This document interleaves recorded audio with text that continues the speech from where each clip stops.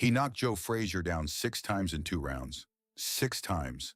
The most feared heavyweight alive. Then, he lost everything in one night and came back 20 years later to win it all again. This is the story of one man, two completely different souls, a destroyer and a redeemer. In the next 5 minutes, you will understand both. Kinshasa, Zaire, October 1974. George Foreman is the most dangerous man on the planet. He does not know he is about to meet his reckoning. George Edward Foreman was born into nothing. 5th Ward, Houston, 1949. Poverty so deep the family slept 6 to a room. He dropped out of school at 15. He was heading somewhere dark. A Job Corps counselor handed him boxing gloves. That was it. That was the moment. Within 3 years, George Foreman was an Olympic champion. Mexico City, 1968. The Black Power salute was the image of those games. George Foreman did something different. He waved a small American flag, and the world noticed. He turned professional, and he destroyed men. Not beat them, destroyed them. 40 wins, 37 knockouts. His opponents didn't just lose, they collapsed, they quit, they disappeared from boxing. January 1973, Kingston, Jamaica. Joe Frazier was the reigning heavyweight champion of the world. He had beaten Muhammad Ali. He had survived the Thriller. Foreman knocked him down 6 times. The referee stopped it in the 2nd round. He was 24 years old, heavyweight champion of the world, and something in his eyes frightened people. Not his size, his silence, his fury. 37 knockouts in 40 fights. Unbeaten, unstoppable. Every expert on earth picked him to end Muhammad Ali. Every expert was wrong. Kinshasa, 1974. The whole world had come to Africa. Foreman arrived as the favorite, the monster, the destroyer.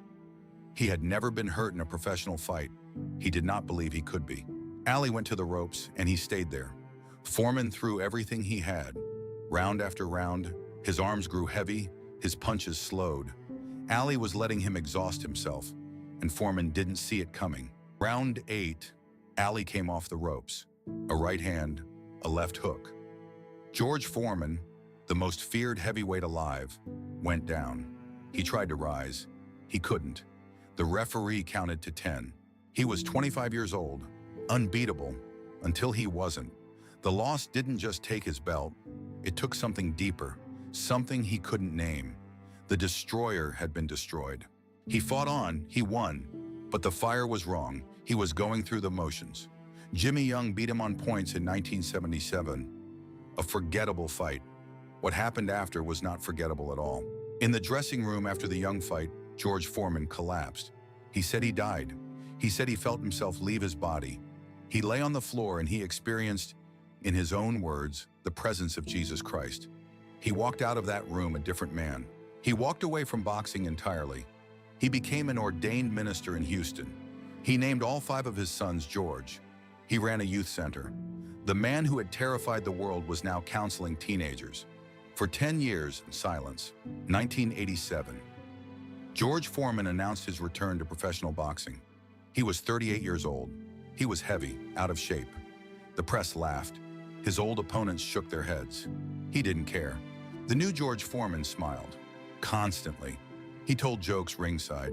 He named his grill after himself. He was, inexplicably, likable. The destroyer had become everyone's favorite uncle. The press didn't know what to do with him. He won fight after fight, but the titles were gone. The belt belonged to Michael Moorer. Young, unbeaten, a southpaw. Foreman was 45. His trainer told him straight, "George, you cannot win this fight." Las Vegas, November 5th, 1994. For 9 rounds, Moorer dominated him.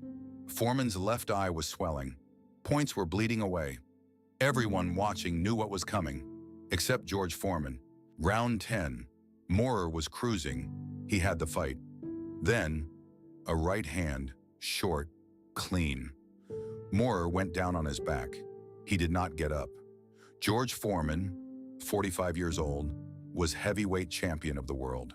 The arena erupted. The commentators lost their minds. 20 years after Zaire, 20 years after the night that broke him, George Foreman had come back, not just to fight, to conquer. Foreman took the microphone. He told every 40-year-old watching, every person who had been counted out, that it was not over. The man who once said nothing now had everything to say. Then came the grill. The George Foreman lean, mean, fat-reducing grilling machine. It sold over 100 million units. He made more money from that grill than from his entire boxing career. The Destroyer became a brand. 5 sons, all named George. George Jr., George III, George IV, George V, George VI. When people asked why, he said, so that if one of them forgets who he is, they all remember together.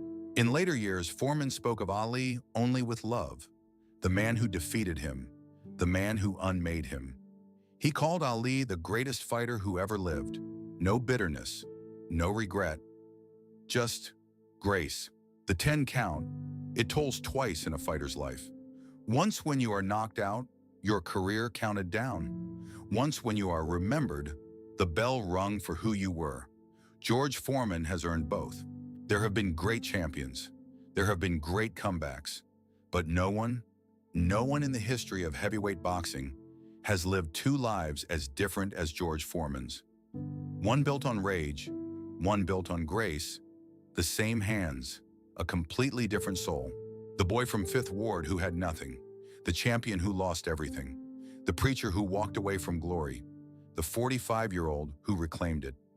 George Foreman did not just fight men in a ring. He fought himself for decades and won. The fights, and the men left standing after them. This is the 10 count.